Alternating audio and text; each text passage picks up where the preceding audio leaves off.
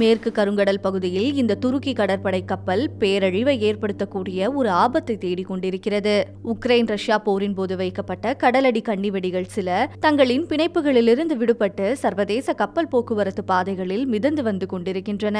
இணை கடற்படை தளபதி ஆஸ்கர் எர்கனும் அவரது குழுவினரும் இந்த கன்னிவெடிகளை கண்டறிய முயன்று வருகின்றனர். கருங்கடல் பகுதி ஐரோப்பாவிற்கும் ஆசியாவிற்கும் இடையே தானியங்கள், எரிசக்தி மற்றும் பிற பொருட்களை கொண்டு செல்லும் ஒரு முக்கியமான வர்த்தக பாதை. அதனால் கடலில் மிதந்து வரும் ஒரே ஒரு கன்னிவெடி கூட சரக்கு கப்பலை சேதப்படுத்தி பல நாட்கள் வரை கப்பல் போக்குவரத்தை பாதிக்கும். நாங்கள் எப்போதெல்லாம் இதை கண்டறிகிறோமோ அப்போதெல்லாம் உடனடியாக எங்கள் சிறப்பு குழுக்கள் இந்த கன்னிவெடிகளை அழிக்கின்றன அல்லது செயலிழக்கச் செய்கின்றன. அனைத்து வணிக கப்பல்களுக்கும் பிற கடல்சார் நடவடிக்கைகளுக்கும் கருங்கடலை பாதுகாப்பானதாக மாற்றுவதே எங்கள் முதல் இலக்காகும். துருக்கி இத்திட்டத்தை ரொமானியா மற்றும் பல்கேரியாவுடன் இணைந்து செயல்படுத்தி வருகிறது. இந்த 3 நாடுகளுமே கருங்கடலின் எல்லையை பகிர்ந்து கொள்ளும் நேட்டோ அமைப்பின் கூட்டாளிகள். இவர்களின் நோக்கம் போரில் தலையிடுவது அல்ல, மாறாக போரினால் ஏற்படும் ஆபத்துகள் பிற இடங்களுக்கு பரவாமல் தடுப்பதாகும். கருங்கடலுக்கும் மத்திய தரைக்கடலுக்கும் இடையிலான ஒரே கடல் வழி இணைப்பான பாஸ்போரஸ் மற்றும் டார்ட்னெல்ஸ் ஜலசந்தியை துருக்கி கட்டுப்படுத்துகிறது. 2022ஆம் ஆண்டில் உக்ரைன் மீது ரஷ்யா முழு அளவிலான படையெடுப்பை தொடங்கிய பிறகு துருக்கி அரசு ஒரு சர்வதேச ஒப்பந்தத்தை பயன்படுத்தியது. அதுதான் மான்ட்ரூத்ஸ் ஒப்பந்தம்.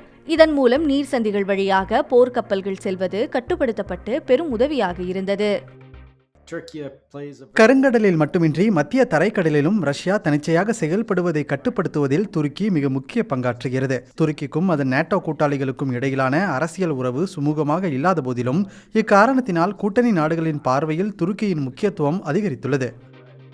துருக்கியின் அதிபர் ரெசப் தயிப் எர்துவான் ஒரு இக்கட்டான ராஜதந்திர பாதையில் பயணித்து வருகிறார். துருக்கி நாடு உக்ரைனுக்கு போர் ட்ரோன்கள் வழங்கிய அதே நேரத்தில் ரஷ்யாவுடன் நெருக்கமான பொருளாதார மற்றும் அரசியல் உறவுகளையும் தொடர்ந்து வந்ததால் இது பெரும்பாலும் அதன் நேட்டோ கூட்டாளிகளுக்கு அதிருப்தியை ஏற்படுத்தியது.